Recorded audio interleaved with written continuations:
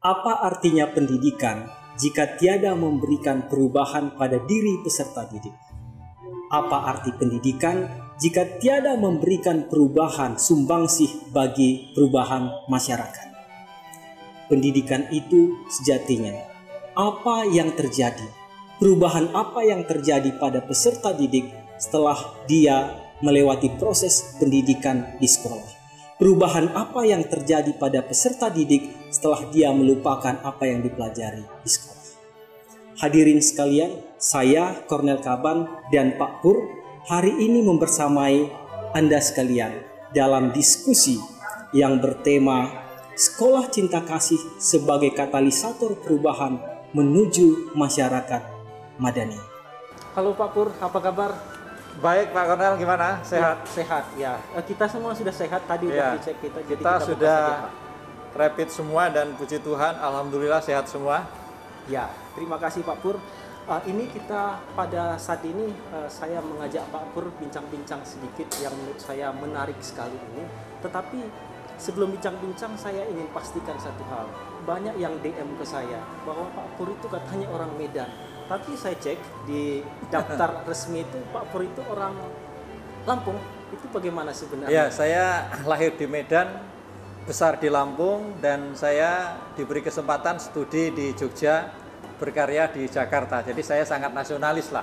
Iya, jadi pengalaman hidupnya juga sudah sangat plural ya Pak Pur. Iya. Ya, begitu Pak.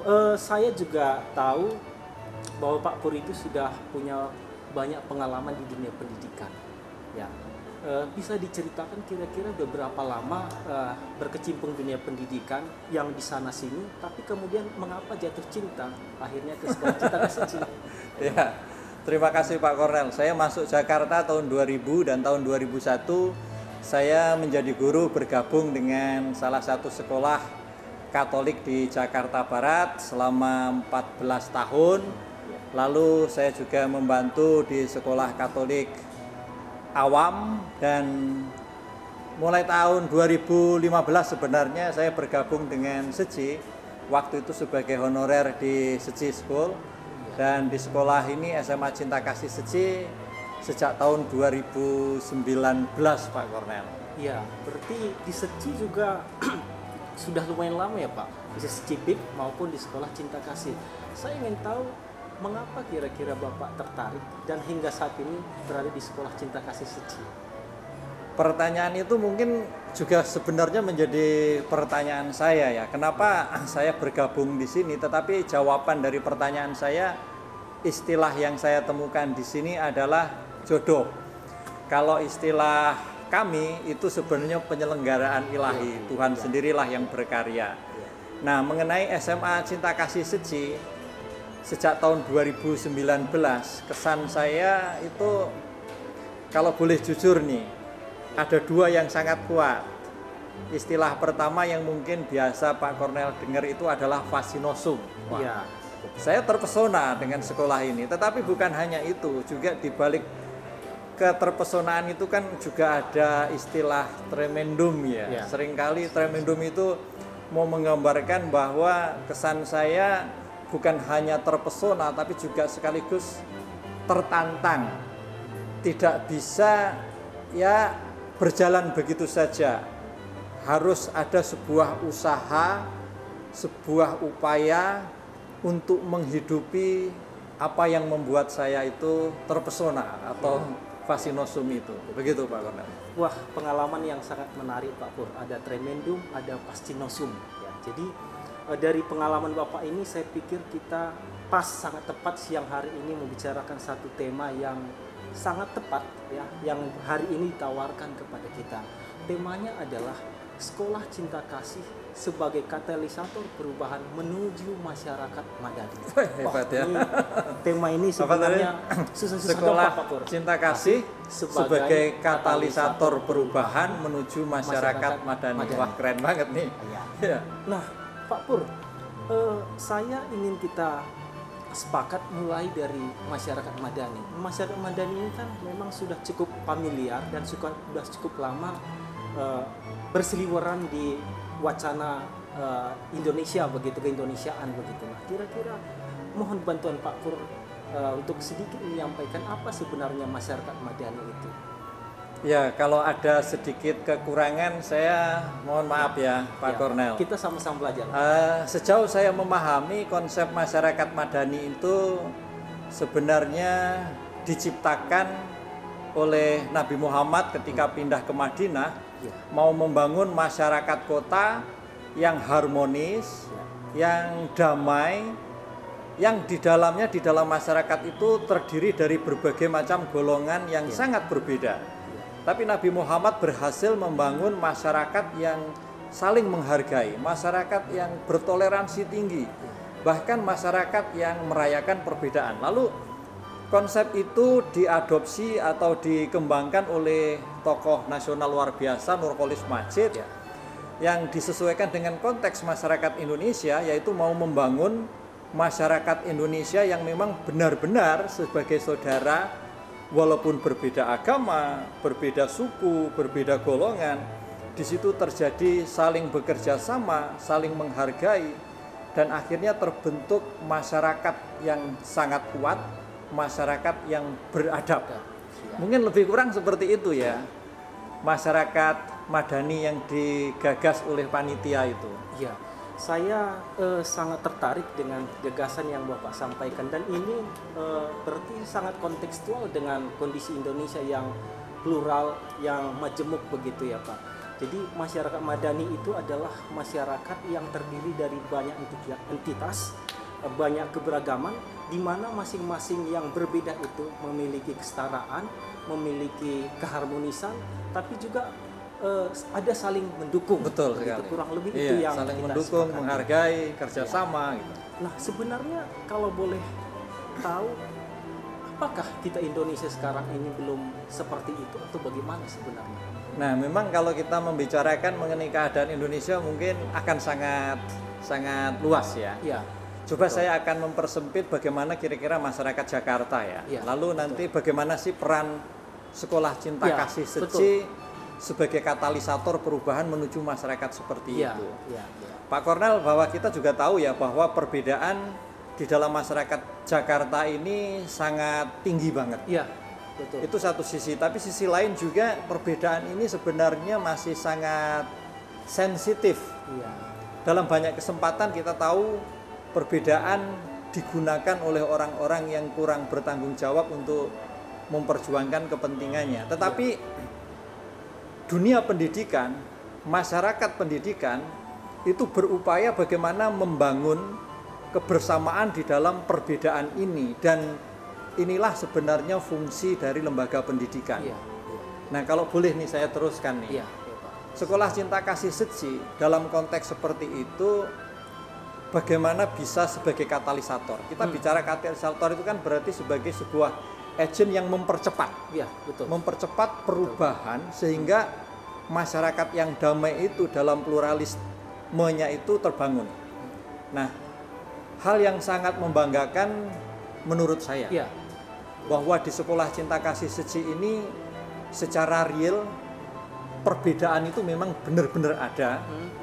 Satu ada, dua diakui, dan yang ketiga bukan hanya diakui tetapi dihargai dan dirayakan.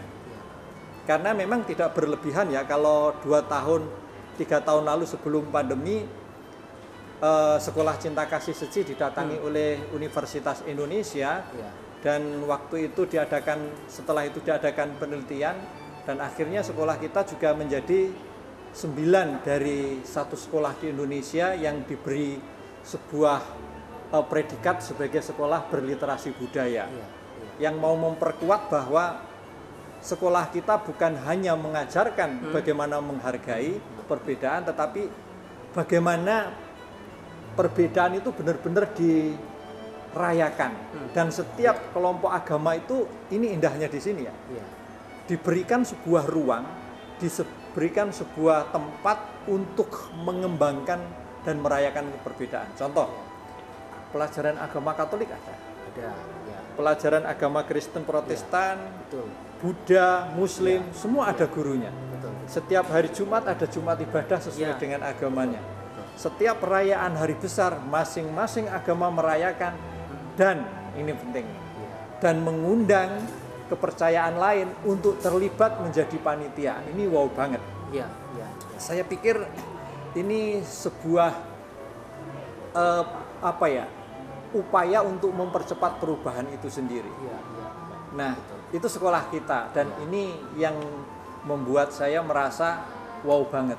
Iya. Ini yang harus dikembangkan oleh masyarakat semakin luas, semakin besar di dunia pendidikan dimanapun di Indonesia ini. Begitu Pak Kornel. Ya, terima kasih, sangat menarik sekali Pak Pur. Nah, saya mengingat apa yang Bapak sampaikan tadi bahwa sekolah cinta kasih itu sebenarnya sudah ya menjadi katalisator perubahan menuju masyarakat madani. Itu dari indikator-indikator yang Bapak sampaikan tadi. Nah, saya boleh tahu misalkan dalam penilaian Bapak, kira-kira kalau sebagai katalisator itu kita pada gradasi berapa kira-kira untuk saat ini sebagai katalisator perubahan? Kalau menurut Bapak kira-kira berapa itu? Kalau untuk mengukur seperti itu agak sulit ya. Ya. Tetapi ini sebuah keyakinan yang sangat kuat. Karena saya juga terlibat di dalam komunitas lain, sekolah lain sebelumnya. Nah, mengukur sekolah cinta kasih Seci sebagai katalisator perubahan menuju masyarakat madani, porsi yang saya bisa berikan di sini sangat memuaskan. Sangat memuaskan kalau itu kategori di kurikulum Merdeka itu sebenarnya kategori cakap sudah mau masuk ke kategori mahir lah. Nah, itu artinya apa? Ada sebuah ekosistem, ada sebuah budaya yang memungkinkan setiap individu, setiap unit satuan pendidikan di sini mengembangkan, merayakan keperbedaan tersebut. Betul. Nah, kalau kita cermati, saya cermati nih, ekosistem yang membangun, mempercepat perubahan sampai menghargai perbedaan itu apa sih?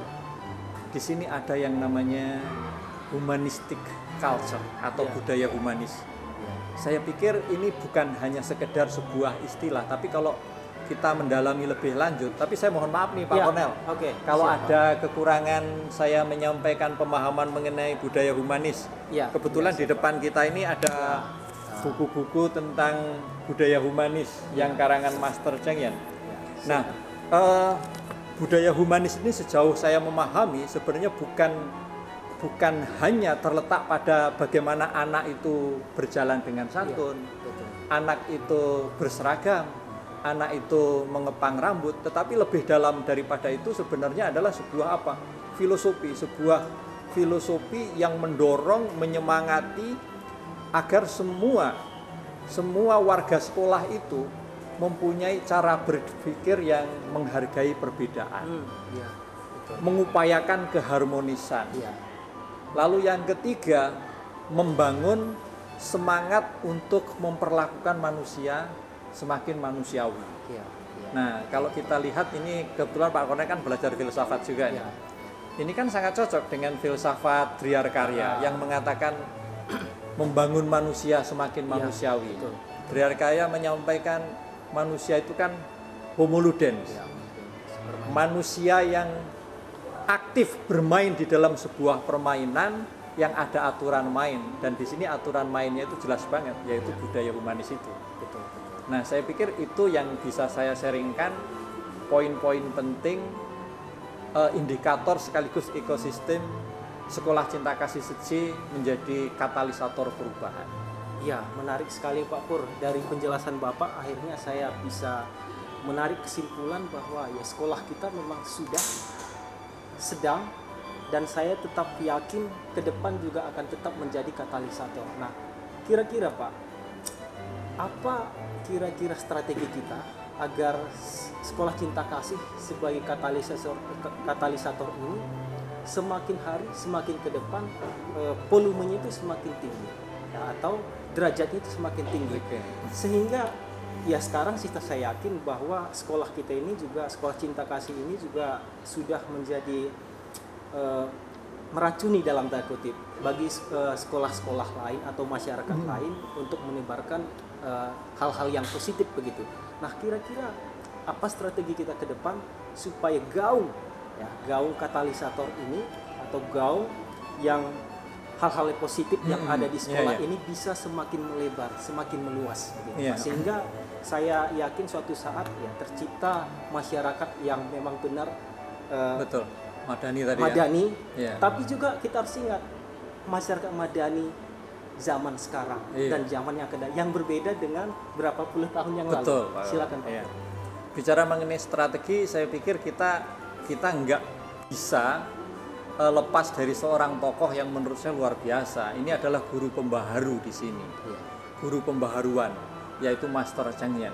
Iya. Bagaimana beliau menghadapi sebuah realitas yang memang harus dirubah. Itu pertama, contoh saja kalau kita misalkan mengingat peristiwa bercak darah itu ya. Oh, iya. Lalu apa yang dilakukan oleh Master? Master tidak cukup lalu hatinya pilu, sedih atau terenyuh istilah orang Jawa. Iya. Tetapi membuat sebuah tindakan, dan tindakan yang strategis yang beliau lakukan menurut saya adalah satu, melibatkan banyak orang. Melibatkan banyak orang kan kalau kita bisa implementasikan kontekstualisasi dalam dunia pendidikan sekarang, Iya. itu adalah kolaborasi, Pak Korno. Betul Pak. Saya pikir strategi yang sangat jitu adalah kita harus berkolaborasi. Iya. Kolaborasi dengan siapa? Satu adalah dengan pemerintah, yaitu dengan Dinas Pendidikan. Iya. Maka Sekolah Cinta Kasih Seci mesti berdiri di depan bersama dengan pemerintah atau Dinas Pendidikan untuk membuat sebuah perubahan. Contoh misalkan saat ini ada perubahan kurikulum merdeka. Iya. Lalu yang kedua, itu adalah kolaborasi dengan warga masyarakat lain. Iya. Bisa universitas, bisa dunia industri, bisa kelompok komunitas-komunitas profesional. Agar apa? Perubahan yang memang kita akan lakukan menuju sebuah masyarakat madani yang kontekstual itu Iya. bisa lebih cepat terwujud. Satu, lalu yang kedua menurut saya usaha tenaganya itu Iya. juga tidak begitu banyak harus kita Iya. keluarkan karena kita kolaborasi. Dan yang ketiga, hal yang baik tentu harus bersama-sama kita lakukan. Tidak bisa dilakukan oleh satu orang atau satu lembaga. Dan yang terakhir, strateginya ini sebenarnya menyangkut masing-masing individu, Pak Korno. Iya. Betul. Yaitu apa? Menyadari bahwa untuk terus menjadi seorang pembelajar. Iya. Terus belajar, terus belajar, terus belajar, dan terus belajar. Nah itu Pak Korno. Ya, terima kasih Pak Pur. Ini menarik sekali ya. Saya mungkin ini poin terakhir yang ingin saya tanyakan ke Pak Pur berkaitan dengan yang Bapak jelaskan tadi. Untuk menilai satu sekolah itu kan biasanya banyak orang menilai dari outputnya atau lulusannya. Iya. Nah, kira-kira apa atau gambaran atau profil lulusan Sekolah Cinta Kasih yang bisa disebut sebagai kemudian katalisator atau agent of change menuju masyarakat madani itu? Kira-kira profilnya itu bagaimana kira-kira? Satu yang saya ingat Susah nih Pak pertanyaan. sebut tadi adalah kan siswa kita itu adalah haruslah seorang yang pembelajar seumur hidup, ongoing formation. Betul. Itu Bapak yang selalu tegaskan. Kira-kira bagaimana? Ya, kita bicara mengenai profil ya, profil pelajar Sekolah Cinta Kasih Seci seperti apa sih yang bisa menjadi agent of change, agent perubahan. Saya pikir satu, siswa-siswa yang setelah lulus pun harus terus terlibat, berada pada garda depan untuk mencintai dan melestarikan lingkungan tempat tinggal. Betul. Dan kebetulan banget kan kurikulum Merdeka dengan tema-tema proyeknya membahas itu. Iya. Lalu yang kedua, profil pribadi yang menghargai orang lain, manusia lain, bukan karena pencapaian kekayaan atau karir, tetapi murni karena kemartabatan manusia, sehingga dia dengan menghormati, menghargai manusia menjadi semakin manusiawi, dirinya pun akan berkembang menjadi pribadi yang semakin manusiawi, Pak Korno. Mungkin itu. Ya, terima kasih Pak Pur, jawaban yang menarik menurut saya. Nah, maka sekarang kita sampai kepada bagian akhir sesi diskusi ini Pak Pur. Terima kasih banyak Pak Pur, wawasan Bapak, pencerahan dari Bapak, diskusi Bapak tadi Sama-sama Pak Kornel. memberikan saya keyakinan juga bahwa Sekolah Cinta Kasih ini sudah, sedang, dan tetap akan menjadi katalisator perubahan menuju masyarakat madani. Nah, untuk di akhir session ini saya ada tantangan nih Pak Pur. Nah, tantangannya di sini ada banyak tantangan. Silakan Bapak ambil salah satu saja. Saya pikir harta karun nih Pak. Iya, Bim, salah Bim. Ya. Right, shit. Oh, saya ambil satu. Ya, Saya buka, silakan, Pak. Buka aja Pak. Oke. Kira-kira apa Isinya. permintaannya? Oke, sebutkan dan jelaskan salah satu kata perenungan master. Ini ada kalimat perenungan master. Oh, silakan. Oke, yang paling dibutuhkan batin manusia adalah kedamaian. Batin yang damai adalah berkah bagi masyarakat. Nah, ini bisa jadi closing statement kita Pak. Kira-kira apa maksudnya? Dari penghayatan saya nih, refleksi saya pikir ini sangat amat penting banget. Betul, yang paling dibutuhkan dalam hidup manusia itu sebenarnya tidak lain hanyalah kedamaian batin.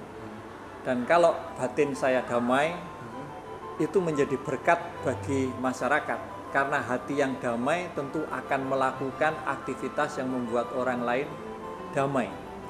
Tindakan perkataan saya akan membuat orang damai. Itu Pak Kut.